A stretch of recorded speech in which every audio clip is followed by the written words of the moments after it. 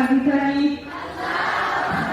Meeqaa fuduraa obboleeyyan keessanii isin jalaa hafan osoo as hin ga'iin gara addiraatti deeman guyyaan isaanii isinis fedhii rabbiitiin Allah as geessanii boru hin oolamu isaanitti dhaqqabuuni Allah haa qopheeffatu sinqii guyyaa sanii iftaa guyyaa boru tan jannataa suni iftaa guyyaa boru tan jannataa suni.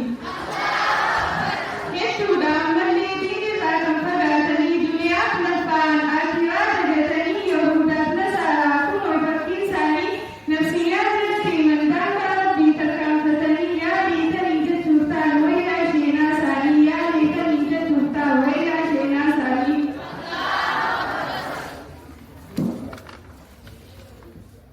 Adda walitti qabamnee gammachuu teessanii kan waliin nu qabees jecha rabbii suni walaa tatakkamu nun ja'a rabbiini gargar hin facaanu haa qabannu haadha rabbii suni gargar hin facaanu haa qabannu haadha rabbii suni. Meetiin siif dhaamaa waan rabbiin asmaan iseenii jiruuf jireenya keetiin diinirraan fagaatinii amrii hunda keessatti rabbiin gargaarsifachuuni fakkeenya haa godhannu rasuula rabbiitiin uswatun hasanaa hidhannoo gaarii sanii salawaata Muusaa yeroo isa dubbattanii sallu ala nabii ja'a hundi keessanii sallu ala nabii ja'a hundi keessanii. sallallahu alaihi wasallam. Ati